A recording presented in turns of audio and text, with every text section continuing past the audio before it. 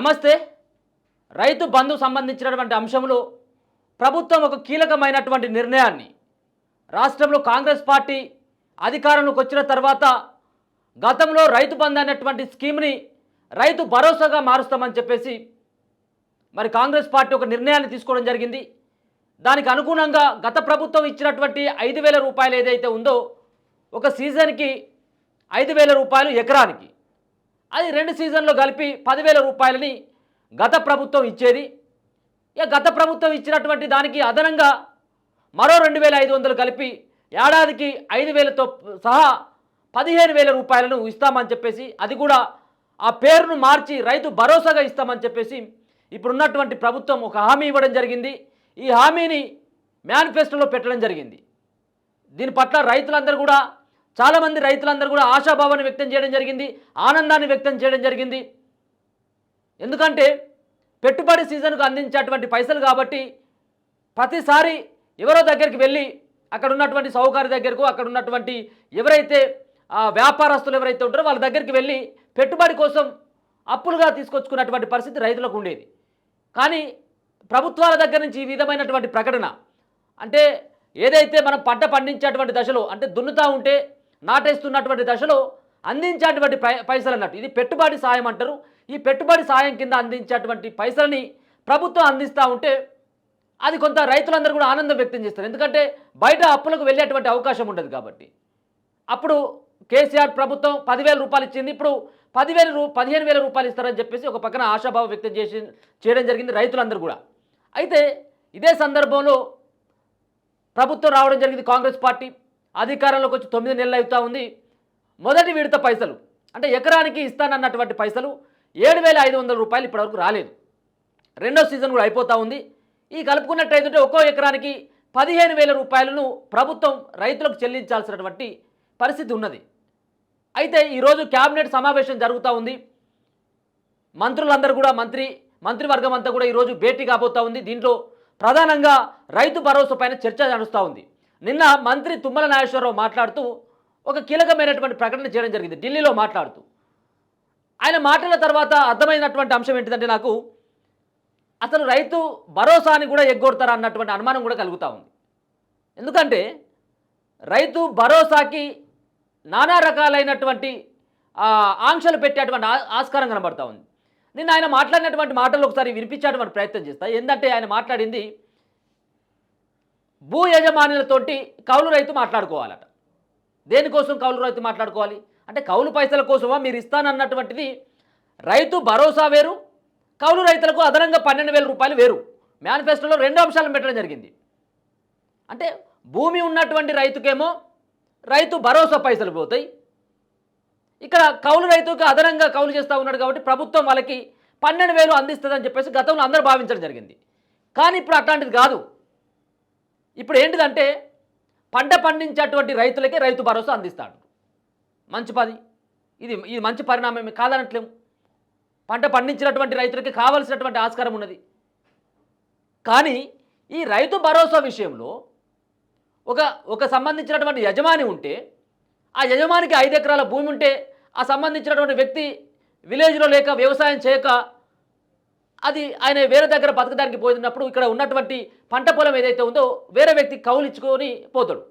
అయితే ఇప్పుడు ప్రభుత్వం ఆలోచించేటువంటి విధానం ఏంటిదంటే, కౌలు ఎవరైతే తీసుకోవడం జరిగిందో ఒక యజమాని దగ్గర నుంచి, భూ యజమాని దగ్గర నుంచి కౌలుదారు ఎవరైతే ఉంటారో కౌలుకు తీసుకొని వ్యవసాయం చేస్తూ ఉంటే ఆయనకు రైతు భరోసా పైసలు పడతాయని చెప్పేసి చెప్తా ఉన్నారు. కాబట్టి అక్కడ ఉన్నటువంటి కౌలుదారు, ఇక్కడ ఉన్నటువంటి భూ యజమాని, వీళ్ళిద్దరూ మాట్లాడుకొని ఒక అగ్రిమెంట్ తీసుకోవాలని చెప్పి చెప్తా ఉన్నారు. ఇది అయ్యేటువంటి పనేనా, సాధ్యమయ్యేటువంటి పనేనా? తెలంగాణలో ఏ సంబంధించినటువంటి భూ యజమాని అయినా, ఇగో నా భూమి పలానా సంబంధించినటువంటి వ్యక్తి కౌలుకు తీసుకొని చేస్తూ ఉన్నాడు అని చెప్పేసి రాసిచ్చేటువంటి పరిస్థితి ఇప్పుడు ఉంటుందా? ఖచ్చితంగా ఉండదు. ఎందుకంటే భూముల విలువలు పెరిగినాయి, మరో పక్కన ఇప్పుడు నమ్మేటువంటి పరిస్థితులు లేరు కాబట్టి ఇదంతా కూడా సాధ్యమయ్యేటువంటి పని కాదు. కానీ ఆయన చెప్తున్నటువంటి, మంత్రి చెప్తున్నటువంటి అంశము ఇదే స్పష్టంగా చెప్పడం జరిగింది. కౌలు రైతుతో పాటు భూ యజమాని మాట్లాడుకొని ఒక ఒప్పంద పత్రం తీసుకొచ్చి సబ్మిట్ చేసినట్టయితే మేము ఆ ప్రాసెస్ మొదలు పెడతాం. మరి ఎప్పుడు ప్రాసెస్ మొదలు పెడతారు సార్? 9 నెలలు అయిపోయింది, 10 నెలలకు వస్తూ ఉంది.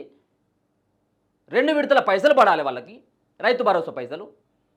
మరి వాళ్ళకి ఇప్పటివరకు ఇచ్చినటువంటి పరిస్థితి లేదు. ఇంకా మీరు ఈ ప్రాసెస్ చేస్తాను, భూ యజమాని ఇంకో కౌలు రైతు మాట్లాడుకోవాలి, ఓ ఒప్పంద పత్రం తీసుకొచ్చుకొని ఇచ్చినట్టయితే ఇంకా 6 సంవత్సరాలు చేస్తారా, లేకపోతే ఇంకొక 6 నెలలకు చేస్తారా? దీనిపైన క్లారిటీ ఇవ్వండి సార్ మొదలు. దీనిపైన ఎవరికి కూడా క్లారిటీ లేదు.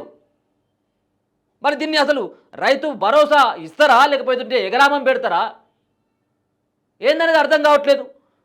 ఇక నిన్న ఇంకొక ప్రకటన కూడా చేయడం జరిగింది. ఏమని?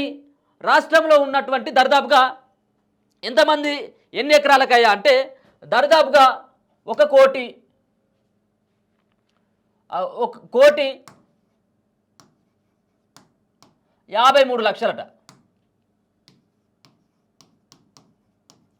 1,53,00,000 మందికి, మరి 1,53,00,000 మంది 1,53,00,000 ఎకరాలకి 1,53,00,000 ఎకరాలకి సుమారుగా 11,475 కోట్ల రూపాయలు రైతు భరోసా కోసం విడుదల చేస్తాం.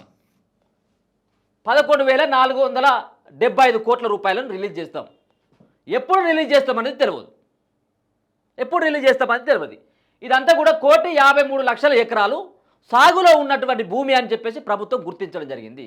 గతంలో చెట్లకి పుట్టలకి ఇచ్చినటువంటి తీరుగా మేము ఇవ్వం, సాగు అయ్యేటిది తెలంగాణలో కేవలం 1,53,00,000 ఎకరాలు మాత్రమే అని చెప్పేసి ఒక పక్కన ప్రభుత్వం కూడా గుర్తించడం జరిగింది. వీటికి మాత్రమే రైతు భరోసా పైసలు ఇస్తారు. మంచిగానే ఉన్నది, కాదనట్లేం. కానీ దీంట్లో తిరకాస్తు పెట్టడం, భూ యజమానికి ఇక్కడ కౌలు రైతుకి ఇద్దరికి ముడి పెట్టడం వల్ల అవసరమైతుంటే భూ యజమాని అది దున్నకుండానే ఉంచుతాడు కానీ తప్పించి కౌలుకి ఇచ్చేటువంటి పరిస్థితి ఉండకపోవచ్చేమో. కౌలుకి ఇస్తే ఇంకేమవుతుందో, నా భూమి ఏమైనా ఆయన పేరు మీదకి ఏమైనా మారుస్తారేమో అన్నటువంటి కొంత భయం ఉంటుంది. కాబట్టి వాళ్ళు ఇచ్చేటువంటి నేపథ్యం ఉండదు. మరి దీనిపైనే ఒక ప్రత్యేకంగా మరొకసారి ఈరోజు రాష్ట్ర క్యాబినెట్లో దీనిపైన డిస్కషన్ చేయాలి.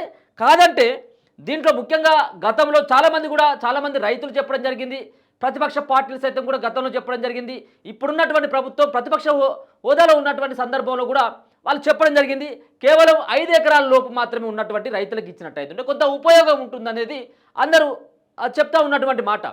అంటే భూ యజమానులకు, భూస్వాములకి, దొరలకి, పెత్తందారులకి వీళ్ళందరికీ ఇవ్వడం దానికంటే అసలైనటువంటి రైతులు ఎవరో గుర్తించేయమని చెప్పేసి వాళ్ళు కూడా చెప్పడం జరిగింది. మరి ఇప్పుడు 5 ఎకరాలకు ఉన్నటువంటి వాళ్ళైనా 10 ఎకరాలు ఉన్నప్పటికైనా వాళ్ళు ఒకవేళ కనుక వేరే వాళ్ళకి కౌలుకి ఇచ్చినట్టయితే ఉంటే అక్కడ కౌలు రైతుకే ఆ రైతు భరోసా ఇవ్వాలనేది ప్రభుత్వం ఆలోచన చేస్తూ ఉంది. ప్రభుత్వం యొక్క ఆలోచన అదే ఆలోచన. మరి ప్రభుత్వ ఆలోచనకి మరి మళ్ళీ ఏమైనా మార్చుకుంటారా లేదని చూడాలి.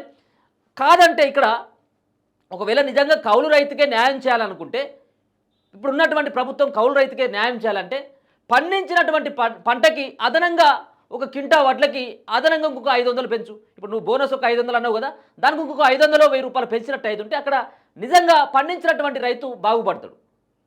ఈ రైతు భరోసాలు ఇవి దానికంటే వేసేదానికంటే ఇది అట్లా ఇచ్చినట్టు అయితే ఉంటే వాళ్ళే ఒకవేళ కనుక ఎవరైతే కౌలుకు ఇస్తారని చెప్పేసి ఎవరైతే యజమానులు ఉంటారో వాళ్ళే వ్యవసాయం చేసుకుంటారు.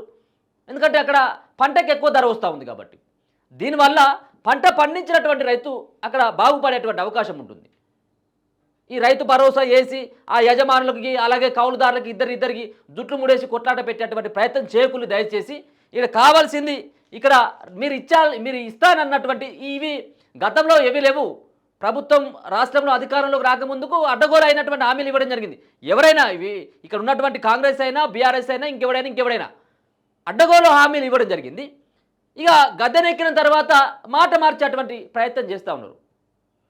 ఇప్పుడు దానికి ఉదాహరణే రైతు రుణమాఫీకి సంబంధించినటువంటి అంశం కనుక చూసుకున్నట్టయితే ఉంటే రైతు రుణమాఫీలో 42 లక్షల మంది ఉన్నారు. 31,000 కోట్ల రూపాయలు కావాలి, మీరు పోయి తీసుకొచ్చుకొని మేము టక్కున మాఫీ చేస్తామని చెప్పిళ్ళు.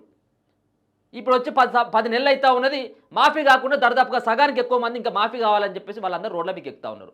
అంటే మీరు అప్పుడు ఉన్నప్పుడు ఒక మాట, మీరు ఓడే దాటిన తర్వాత ఇంకో మాటలాగా మార్చేటువంటి పద్ధతి పార్టీల దగ్గర నుంచి ఇటువంటి పరిస్థితి కనపడొద్దు.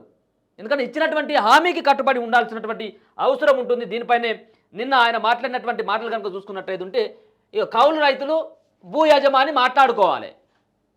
రైతు భరోసాపై కౌలు రైతు భూ యజమాని మాట్లాడుకోవాల్సిన అవసరం ఉందని తెలంగాణ వ్యవసాయ మంత్రి తుమ్మల నాగేశ్వరరావు అన్నారు. రాష్ట్రంలో పంట పండించే రైతులకే రైతు భరోసా అంటే రైతు బంధు ఇవ్వాలన్నదే తమ ప్రభుత్వ ఆలోచన అని చెప్పారు. ఎస్, ఇక్కడ అర్థమైంది కదా. భూ యజమాని అలాగే కౌలు రైతు ఇద్దరు మాట్లాడుకోవాలి. పంట పండించేటువంటి రైతుకే రైతు భరోసా ఇవ్వాలి. రైతు భరోసా ఎందుకు ఇవ్వాలి సార్? పంటకు ఒక 1000 రూపాయలు పెంచు, ఒక ఒక క్వింటా పత్తికి పెంచు, ఒక క్వింటా వడ్లకి అక్కడ ఉన్నటువంటి ఇంకా అదనంగా పెంచు రేటు, దానివల్ల ఉపయోగం ఉంటుంది. కానీ అక్కడ ఉన్నటువంటి భూ యజమాని ఒక పత్రం రాసించి దీంట్లో నీకింత నాకింత అన్నటువంటిది అక్కడ ఒకవేళ కనుక భూ యజమాని కనుక అగ్రి అయింది అనుకో, ఇదే కౌలు రైతు దాంట్లో పడాలని అనుకుంటే అక్కడ మీరు ఇచ్చేటువంటి ఒక ఎకరానికి 15,000 ఇస్తే దాంట్లో 7,500 నీకు 7,500 నాకు అని చెప్పేసి అట్లా రైతు అసలైనటువంటి పంట పండించేటువంటి రైతు మోసపోతాడు. అట్లాంటి ప్రయత్నం చేయకండి. మీరు పంట పండించేటువంటి రైతులకు ఇవ్వాలనుకునేది ఉంటే పండించినటువంటి పంటలకి ఎక్కువ ధర కట్టియండి. ఇక గురువారం ఢిల్లీలో తెలంగాణ భవన్లో ఏర్పాటు చేసిన మీడియా సమావేశంలో ఆయన మాట్లాడారు. పంట ఎవరైతే పండిస్తారో వారికే ఆర్థిక చేయూత ఇవ్వాలని అందరూ చెప్తున్నారన్నారు. ఏపీలో మాదిరిగా కౌలు రైతు ఒప్పందాలు తెలంగాణలో లేవని, ఇక్కడి భూ చట్టాలు వేరు, ఏపీలో ఉన్న చట్టాలు వేరని మరి మీరే అంటారు కదా సార్. ఇక్కడ చట్టాలు వేరు, అక్కడి చట్టాలు వేరు, మరి ఇక్కడ ఎక్కడ సాధ్యపడుతుంది సార్? ఒక సాధ్యపడినటువంటి అంశాన్ని తెర మీదకి తీసుకొచ్చి ఇంకా దీన్ని జరపాలన్నటువంటి ప్రయత్నం చేసుడు తప్పించి, దీన్ని ఇంకా సాగదీయాలన్నటువంటి ప్రయత్నం తప్పించి, మీరు ఇచ్చినటువంటి హామీని ఇంకా తుంగలో తొక్కాలన్నటువంటి ఒక ప్రయత్నం తప్పించి దీంట్లో ఇచ్చేటువంటి ఎక్కడైనా ఆస్కారం కనబడతా ఉందో మీ మాటలోనే అక్కడ ఆంధ్రాలో వేరున్నది, ఇక్కడ భూ చట్టాలు ఇక్కడ వేరే చట్టాలు ఉన్నాయి. మరి ఇప్పుడు ఎప్పుడు చట్టాలు మారవాలి? మీరు ఎప్పుడు చట్టాలు కొత్త చట్టాలు తీసుకురావాలి? ఎప్పుడు అవుతుంది ఇక్కడ ఇదంతా? ఇప్పటికే 2 దఫాలుగా పోయినాయి. ఇక ఇటీవల వరదలతో వ్యవసాయ భూముల్లో గన్లు పడినా, ఇసుక మేటలు వేసినా నష్టపరిహారాన్ని భూ యజమానులు తీసుకోవాలని, పంట నష్టం మాత్రమే జరిగితే కౌలు రైతుకు ఇవ్వాలని చెప్పామని ఇది ఇచ్చే పనేనా? ఆ భూములనేమో అంటే భూమి కొట్టుకుపోయో అక్కడ ఉన్నటువంటి గెట్లు మొత్తం కొట్టుకుపోయి ఆడ మొత్తం గన్లు పడి దాంట్లో ఇసుక మేటలు వేస్తే యజమాని తీసుకోవాలట, పంట నష్టపోయినట్టయితే కౌలు రైతు తీసుకోవాలనేది ఆయన చెప్తా ఉన్నటువంటి మాట. ఇది కుదరని పని, ఇది కాని పని అనేది అర్థమవుతా ఉన్నది. ఇక దీనిపైన 2 లక్షల రూపాయల లోపు పంట రుణాలున్న 22 లక్షల మంది రైతులకు 18,000 కోట్లు మాఫీ చేశామన్నారు. గత ప్రభుత్వం 5 ఏళ్ల పాటు రైతులకు రుణమాఫీ చేయకుండా ఎన్నికల కోడ్ వచ్చే ముందు ఓఆర్ఆర్ను తాకట్టు పెట్టి 20 లక్షల మంది రైతులకే రుణమాఫీ చేసిందన్నారు. వాళ్ళు చేయలేదు సార్, వాళ్ళు వాస్తవంగా దొంగలు. వాళ్ళు చాలా సంబంధించినటువంటి అన్నిట్లలో ఔటర్ రింగ్ రోడ్డును కూడా తాకట్టు పెట్టుకొని తీసుకొని రావడం జరిగింది పైసలు. మరో పక్కన 2 సంవత్సరాలకు వాళ్ళు ఇక ఇంకో 4 రోజులు అయితే దిగిపోతారు అనగా ఈ టెండర్లకు, వైన్ షాప్లు టెండర్లకు పిలవడం జరిగింది. దాంట్లో కూడా డబ్బులు నొక్కేయడం జరిగింది. అంతేకాకుండా చాలా సంబంధించినటువంటి పథకాలలో కోతలు పెట్టడం జరిగింది. అందుకే ఆ ప్రభుత్వానికి ప్రజలంతా కూడా వాతలు పెట్టడం జరిగింది. మీరు ఇప్పుడు చేయాల్సింది వాళ్ళు చేయకనే అట్లాంటి దుర్మార్గాలు వాళ్ళకి కావట్లేదు, రాష్ట్రాన్ని అంతా ఆగం చేస్తానని చెప్పేసి మీ చేతిలో పెడితే మీరు కూడా అనవసరమైనటువంటి హామీలు, అడ్డగోలు హామీలు, అమలుకు సాధ్యం కానటువంటి హామీలు ఇచ్చి ఇలా చేతులు ఎత్తేసేటువంటి ప్రయత్నం చేస్తే ఇలా ప్రజలు కూడా ఎవరు కూడా ఊరుకునేటువంటి పరిస్థితి లేదు. మీరు ఇస్తానన్నటువంటి రైతు భరోసా పైసలు, రైతు బంధుకు సంబంధించినటువంటి అదేదైతే ఉందో దానికి అదనంగా 5,000 కల్పిస్తానన్నటువంటి దాన్ని ఖచ్చితంగా అమలు చేయాల్సినటువంటి బాధ్యత ఉన్నది. అంతేకాకుండా రుణమాఫీ సంబంధించినటువంటి దాంట్లో చాలామంది రైతులందరూ కూడా గోసలు పడుతూ ఉన్నారు. బ్యాంకుల చుట్టూ వ్యవసాయ అధికారుల చుట్టూ తిరుగుతూ ఉన్నారు. ఎక్కడేసినటువంటి గొంగడి అక్కడే ఉన్నటువంటి తీరుగా ఇలా ఉంది. కాబట్టి దీన్ని మార్చుకోవాల్సినటువంటి అవకాశం ఉంది. ఇలా మార్చుకోకపోయేది ఉంటే ప్రజల దగ్గర నుంచి పెద్ద ఎత్తున కూడా నిరసనలు వ్యక్తమయ్యేటువంటి అవకాశం ఉంటుంది. ఏదైతే ఆయన చెప్పినటువంటి అంశం కేవలం 22 లక్షల మందికే రుణాలు మాఫీ చేసినాం, దీంట్లో 42 లక్షల మంది రుణాలు తీసుకొని ఉన్నారు అనేది బ్యాంకు వాళ్ళే చెప్పిననేది ఆయన నిన్న చెప్పడం జరిగింది. ఆయన కేటాయించినటువంటి పైసలు 18,000 కోట్ల రూపాయలకు కేటాయించిళ్ళు. అంటే ఇంకా దరిదాపుగా 13,000 కోట్ల 31 కోట్ల రూపాయలు కావాలని చెప్పేసి ఏదైతే 31,000 కోట్ల రూపాయలు కావాలి, 18,000 మాత్రమే మాఫీ కావడం జరిగింది. ఇంకా దరిదాపుగా 13,000 కోట్ల రూపాయలు ఇంకా కావాలి. ఆ సంబంధించిన లెక్క తీస్తూ ఉన్నారు. మరి అది ఎవరికి ఇస్తారు ఏంది అనేది చూడాలి. దానికి ఆ లెక్కలేంది, ఆ పత్రాలు ఏంది అనేది కూడా చూడాలి. సరే, మొత్తానికైతే రైతు భరోసా విషయంలో ఒక గందరగోళమైనటువంటి పరిస్థితి నెలకొన్నది. కేవలం వ్యవసాయం చేసేటువంటి రైతులకు మాత్రమే భరోసా వస్తుంది. ఇక్కడ ఉన్నటువంటి ఎవరైతే భూ యజమానులు ఉంటారో వాళ్ళకు వచ్చేటువంటి పరిస్థితి లేదు. గతంలో వచ్చేది, గతంలో ఆ తీరుగా ఉండేది. సరే, అది కూడా రాంగే, వ్యవసాయం చేసేటువంటి వాళ్ళకి రావాలి. కానీ దీంట్లో పంట పండించినటువంటి వాళ్ళకి కనుక ఇచ్చినట్టు అయితే ఉంటే, పంటకి మద్దతు ధర అలాగే పంటకు ఎక్కువ ధర కనుక చెల్లించినట్టు అయితే ఉంటే ఇక్కడ మీరు అన్నటువంటి తీరుగానే కౌలు రైతు బాగుపడేటువంటి అవకాశం ఉంటుంది. దీని పట్ల క్యాబినెట్లో డిస్కషన్ చేయాల్సినటువంటి అవకాశం ఉంటుంది. దానిపైన ఆలోచించాల్సినటువంటి అవకాశం కూడా ఉంది. కాబట్టి దాని పట్ల ప్రభుత్వం దగ్గర నుంచి కూడా ఇటువంటి విధానం తీసుకొచ్చినట్టు అయితే ఉంటే ఏదైతే పంటకి ఎక్కువ ధర కట్టేయాలి క్వింటా వడ్లకి ఏవైతే ఒకవేళ కనుక 2500 ఉంది అనుకుందాం క్వింటా వడ్లకి దానికి ఇంకొక 1000 రూపాయలు లేకపోతే అదనంగా ఇంకో 500 కలిపినట్టు అయితే ఉంటే దానికి పంట పండించినటువంటి రైతుకు లాభం ఉంటుంది. దీని పట్ల ఆలోచించాలని చెప్పేసి మనం కూడా కోరుకుందాం. చూస్తూనే ఉండండి మన తొలి వెలుగు.